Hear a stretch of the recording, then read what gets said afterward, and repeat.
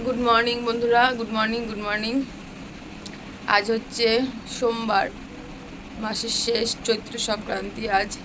আর আজকে হচ্ছে 14ই এপ্রিল। আর 14ই এপ্রিল আমার সারাদিনের ডেলি ব্লগ শুরু করছি সকাল 8টা থেকে। আর আমার সঙ্গে থেকেও আমাকে অনেক অনেক ভালোবাসা দিয়েছে, আর আমাকে বেশি বেশি করে সাবস্ক্রাইব করে দিও। আর দেখো, প্রথমেই দেখাই আমার ছেলেমেয়েরা সবাই ঘুমোচ্ছে। আমি উঠেছি এইমাত্র, উঠেই গুড মর্নিং বলে ভিডিও স্টার্ট করে দিয়েছি। কালকে নীলষষ্ঠীর উপোস করেছিলাম বলে কালকে ডেলি ব্লগ করিনি, রান্নাও করিনি, সেরকম কিছু কাজ সেরকম ছিল না, শুধু ভাত করেছি, ডাল ভাত ছেলে মেয়ের জন্য, আর কিছুই করিনি। তো কালকে ডেলি ব্লগ আমি করিনি, তো আজকে ডেলি ব্লগটা শুরু করছি। সঙ্গে থেকো, আমার পাশে থেকো, আর পুরো ভিডিওটা দেখতে থাকো। রান্নাঘরে চলে এসেছি, আর দেখো বন্ধুরা, তোমাদের দেখাচ্ছি রান্নাঘরের অবস্থা। কালকে আমি খাইনি বলে খাওয়া দাওয়ার কোনো সিস্টেম নেই। দেখো, দুপুরে আলু ভাজা করেছি, আলু ভাজাটা পুরো একদম উচ্ছে আলু ভাজা, আর ডাল করেছিলাম। আলু ভাজাটা মানে ঢাকা দিয়ে রেখেছি, তারপরেও কী করে জানি ঢাকা উঠিয়ে ইঁদুর খেয়ে নিল। ইঁদুর এসেছিলো আমাদের রান্নাঘরে, প্রচণ্ড ইঁদুর আসে রাত্রে। আর এই দেখো ডাল, দেখো ডাল ডাল নষ্ট হয়ে গেছে, ডাল নষ্ট হয়ে গেছে। ভাজাটা ভালো আছে, কিন্তু ভাজাটা বাইরে কিছুটা পড়েছিল আর ঢাকাটা খোলা ছিল, নিশ্চয়ই ছুঁচোই দূরে খেয়েছে, তাই এটা আর খাওয়া যাবে না, এটা ফেলে দেবো। আর আমি সাবু মেখেছিলাম, আমি একটু সাবু খেয়েছি। আর এই দেখো বন্ধুরা, কেউ সাবু খায়নি, ছেলে মেয়ে একটু খেয়েছে। আর এই দেখো সাবু মাখাও পড়ে রয়েছে, এটা একদম গেছে। তো এইগুলো এখন সব ফেলে তারপরে রান্না করব। ভাতও আছে, ভাতে আমি ভাগ্যে জল দিয়ে রেখেছিলাম, মানে ওই ভাতও নষ্ট হয়ে যেত। এগুলো আমি এখন নিয়ে কলে যাব, কলে কাজ করব, এগুলো সব গুছাবো, ধোবো। আর কালকে যেহেতু উপোস করেছি এলাম, একদম মানে শরীরটাও ভালো লাগছে না, ভীষণ গাটা ম্যাচ ম্যাচ করছে, আর কোমরটা ভীষণ ব্যথা করছে, কোমর নিচু হতে পারছি না, এমন অবস্থা। তো এখন আমি এগুলো সব ফেলে দিয়ে গুছিয়ে তারপরে কাজ করি, তোমাদের সবটাই দেখাই। দেখো, চলে এসেছি স্নান করে ঘরে, হ্যাঁ জল পেয়েছি আজকে, চলে এসেছি। আর আজকে সোমবার, তাই ভাবলাম যে খাওয়া দাওয়া করার আগে সোমবার সকাল সকাল স্নান করি, পুজোটা দিয়ে তারপরে খাওয়া দাওয়া করি, তাই স্নানটা করে নিলাম। বেলায় গরম লাগবে, কিছু করার নেই, তখন আবার গা ধুয়ে নেবো যদি খুব অসুবিধা হয়। আর না হলে পুজোটা আমার দেওয়া হয়ে যাবে, সোমবারের পুজো। ফুলও আছে ঘরে, বেলপাতাও আছে, সব কিছু দিয়ে বাবার মাথায় জল ঢেলে তারপরেই খাওয়া দাওয়া করবো, আমরা অন্ন গ্রহণ করব আজকে। তো যাচ্ছি ঘরে, আর আমার ছেলের আওয়াজ পাচ্ছি, ছেলে উঠেছে, মেয়ে এখনও ওঠেনি। ঘরে আসলাম, আর এই দেখো পাগলি ঘুমাচ্ছে কীভাবে, আহারে খাঁচাগুলো 1 2 3 4 5 6টা খাঁচা পুরো দেখা যাচ্ছে, আহারে। আর এই যে আমার বদমাস ভোলে, ভুলে উঠে গেছে, বাবা ওঠো, ওঠো, ওঠো। আমি মশলা টশলা সব কিছু খুলে দিয়ে গেছিলাম, আমার বাবা উঠেছে, একটু জল খাও, উঠে জল খাও, জল খাও। এই দেখো আমার মেয়ে আবার ঘুমিয়ে রয়েছে ঢেকে ঢুকে, আহারে আমার মাটা কালকে উপোস করেছে আমার সাথে, আহারে। ওঠো ওঠো ওঠো ওঠো ওঠো ওঠো ওঠো, ওঠো, বিছানা তুলবো, ঠাকুর দেবো, অনেক কাজ আছে আমার, বিছানা তুলবো, ঠাকুর দেবো। আর তোমাদের দাদা ভাইয়ের একটা কথা বলি তোমাদের কাছে, শোনো। আমার সারাদিন তো আমি উপোস টুপোস করেছি, সেও তো কোনোদিনও এসব করে না, তারও হয়তো ইচ্ছা হয়েছে, জানি না, আমার কাছে বলেনি। সেও উপোসে ছিল, মানে উপোস মানে কি, আমার কথার জন্য খেয়েছে, কিন্তু সেইভাবে খায়নি। আর পেট গরম হয়ে গেছে, আর গ্যাস হয়ে গেছে, এবার সকাল থেকে পায়খানা বমি, বমিটা করেনি, লুজ মোশন যাচ্ছে বারবার, খুব কষ্ট করে গেল কাজে, জানি না কি করে, খেতে আসবে। আর আমি কি করবো বলছে, আমার পেটটা খুব খিচে খিচে ব্যথা হচ্ছে। আমরা তো মেয়েরা, আমাদের তো উপোস টুপোস এসব করার অভ্যাস আছে, বিশেষ করে আমার তো এখন মানে এত অভ্যাস ছিল, মানে কি বলবো বন্ধুরা, আমি এই শিবরাত্রি পুজো 3 দিনই আমি কিছু খেতাম না, মানে 3 দিনের দিন করে জল ঢেলে একাদশী চতুর্দশী ছাড়তো, তারপরে খেতাম। আর এখন বাচ্চা কাচ্চা হয়ে যাওয়ার পর এখন আর অতটা পারি না, এখন ওই জল ঢল ঢেলে খাই বা একটু ছাতু শরবত খাই বা সাবু খাই, এগুলো খাই। এখন আর ভাতটা খাই না, কিন্তু এখন অত উপোস আমি করতে পারি না। লক্ষ্মী পুজো উপোস করলেও তাই করি, আমি সাবু ছাতু এগুলো খেয়ে নিই, কারণ খুব পেটের সমস্যা হয় আমার। ছেলে মেয়ে হওয়ার পর থেকে এখন আর আমি পারি না। তা ওর তো এসব অভ্যাস নেই, ও কালকে কী জানি কী মনে করে একটু কম কম খেয়েছে, সকাল দিয়ে খাইনি।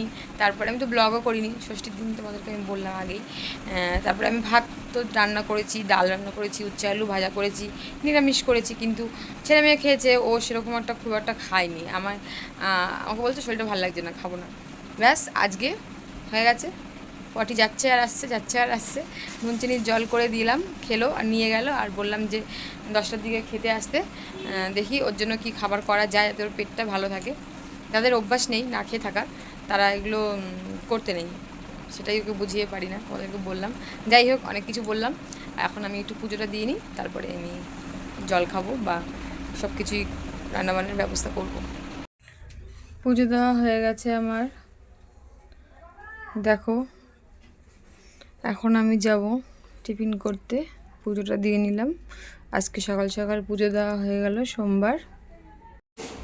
কালকের দেখো ভাত রয়েছে, কালকের ভাত পুরো একদম সুন্দর, দেখো সলা সলা চালের ভাত ভাত রয়েছে। এখন এই ভাতটা আমরা 3 জনে খাবো, আর ওর যেহেতু পেটটা খারাপ, ওর জন্য আমি যে ভাত বসিয়ে দিয়েছি, একবারে উনুনেই করছি। এত সুন্দর ভাত ফেলতে কার ইচ্ছা করে বলো? এত সুন্দর সলা সলা ভাত, এই ভাতের জন্য এত কষ্ট করি আমরা সবাই, প্রতিটা মানুষ। তাই এই ভাতগুলো আমি ফেলবো না, এগুলো আমি মেখে ছেলে মেয়েকে নিয়ে খেয়ে নেব। সকালবেলা রান্না বসিয়ে দিয়েছি, জলখাবার হয়ে গেছে। আর রান্না বসানোর আগে গঙ্গায় আম ভাসিয়ে দিয়ে এসেছিলাম, সেটা তোমাদের ভিডিও করে দেখানো হয়নি। গঙ্গা বলতে কি আমাদের এখানে জলে ঝিলে। আর এই এখন আম খাচ্ছে ছেলে মেয়ে, আর এইদিকে আমের ডাল বসেছে, আম ডাল হচ্ছে। তাহলে আমটা দিয়ে এসে তারপরেই আমি সকালে খেয়েছিলাম, আর রান্নাটা বসিয়ে দিয়েছিলাম, ভিডিও করতে পারিনি। আর এখন আমি আমটা কেটেছি, আমের ডাল করছি। আর আজকে চৈত্র সংক্রান্তি, আজকে আরও রান্না করতে হয়, সেটা হচ্ছে গিমা শাকের বড়া, মানে তিতের ঝোল, তিতো খেতে হয় আজকে। তা আমি সেটা জোগাড় করেছি। আর একটা জিনিস করেছি, তোমাদের দাদাভাই এসে খেয়ে চলে গেছে, সেটা হচ্ছে এই দেখো, এই যে এটা হচ্ছে গ্যাদাল পাতা তুলেছি, ওই পাশে গেছিলাম, গ্যাদাল পাতা তুলে সেই গ্যাদাল পাতা বেটে গরম গরম ভাত ওকে দিলাম, ও খেয়ে চলে গেল। আর ছেলে মেয়ে আমার সঙ্গে পান্তা ভাত অল্প একটু খেয়েছিল, ওদেরকে একটু খাওয়াবো আমি। আর আমি শাক তুলেছি, দেখো তোমাদের দেখাচ্ছি, সবটাই দেখো। এইখানে যে ডাল হচ্ছে, আম ডাল হচ্ছে। আর এদিকে আমকে ছেলে মেয়ে বলছে আমের চাটনি খাবে, তাই আমের চাটনি হবে।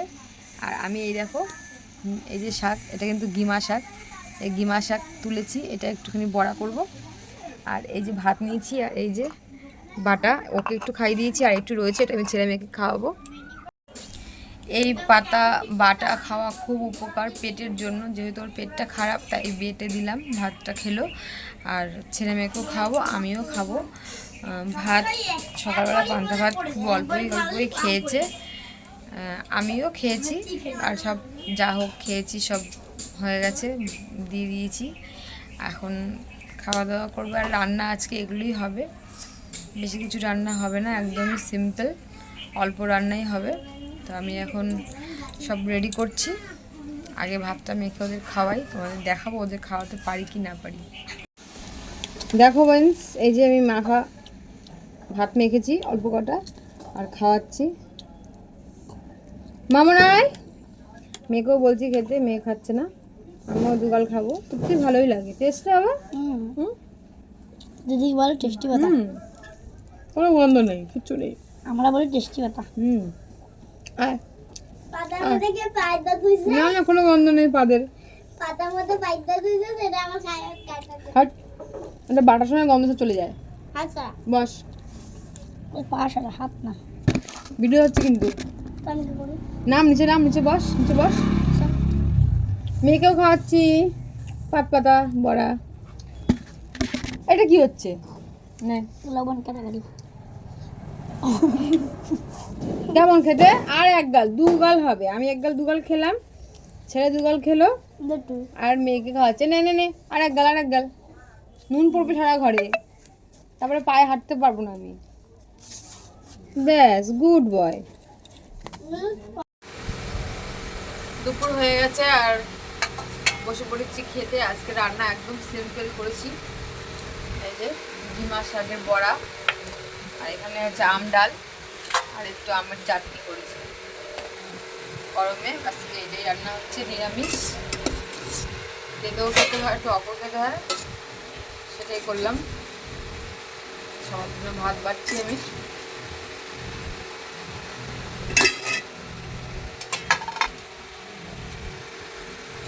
আবার মেয়ে আবার চিপস নিয়ে এসছে ডাল দিয়ে খাবে বলে, আলুর চিপস।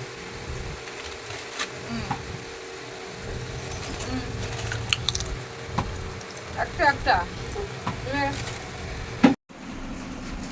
বিকেলবেলায় একটু পড়িয়েছি ওদেরকে, টিফিন খেয়ে যেরকম রোজকার মতন সব কিছুই করেছে, তারপরে একটু পড়িয়েছি। আর এখন দেখো 8টা, সাড়ে 8টা বাজে।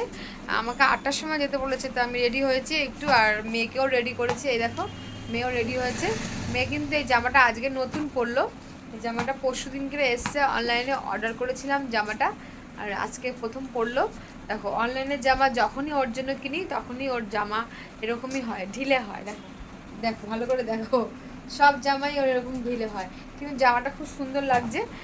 তো ঢিলে হলেও কি আছে, বাচ্চা মানুষ সব কিছুই ভালো লাগে ওদেরকে।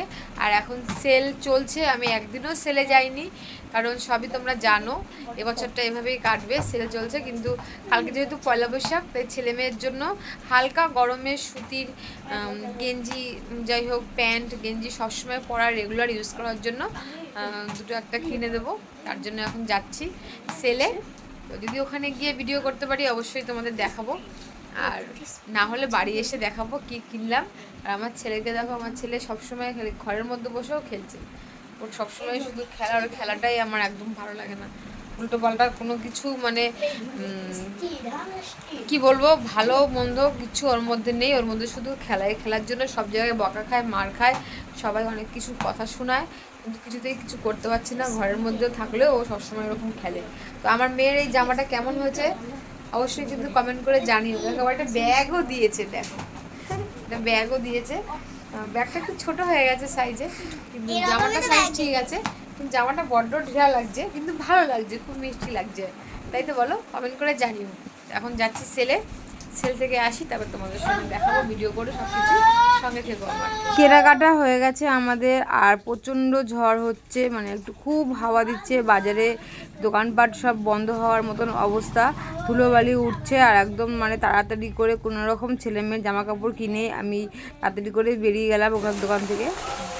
শীত করছে, লাগলো প্রচণ্ড ঝড় বৃষ্টি, উড়ি বাবা, উড়িয়ে নিয়ে যাবে মামুনকে।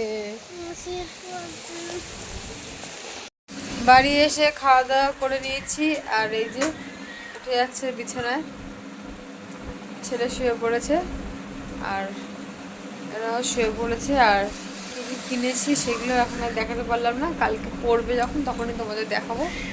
তো আজকের ব্লগটা এখানেই শেষ করলাম বন্ধুরা, টাটা, গুড নাইট, আবার দেখা হবে আরও একটা ব্লগে। টাটা বলে দাও মামা, বেশি বেশি করে শেয়ার করে দিও, লাইক করো, কমেন্ট করো আমাকে, আমার পাশে এভাবেই থেকো।